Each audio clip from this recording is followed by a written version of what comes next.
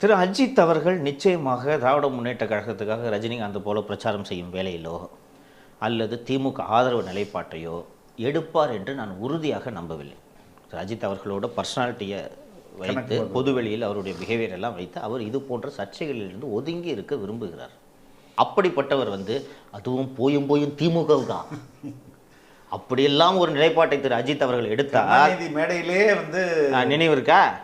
அன்றைக்கி எப்படி இருந்துச்சு சுச்சுவேஷன்றது உங்களுக்கு நினைவு இருக்கும். 3 நாளைக்கு ஒரு பாராட்டு விழா கூப்பிட்டு சொல்லிட்டாரு, யோ வெளிநாட்டெல்லாம் ஷூட்டிங்கில் இருக்காங்க, தொல்லை கொடுக்குறாங்க.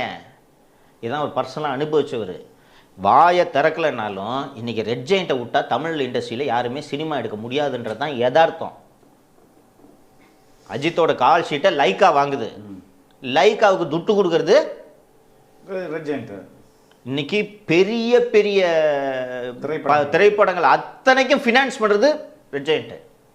யார் படம் எடுத்தீங்கனாலும் பெரிய பட்ஜெட் படம், பெரிய ஹீரோக்களோட படம் என்றால் ரெட் ஜெயிண்ட்டை தவிர்த்து வேறு யாரும் அதை வெளியிட முடியாது. நீங்கள் அதுக்கெல்லாம் மீறி ஃபினான்ஷியலை பிடிச்சி எல்லாம் நீங்கள் பண்ணிட்டீங்கனாலும் தேட்டர் கிடைக்காது.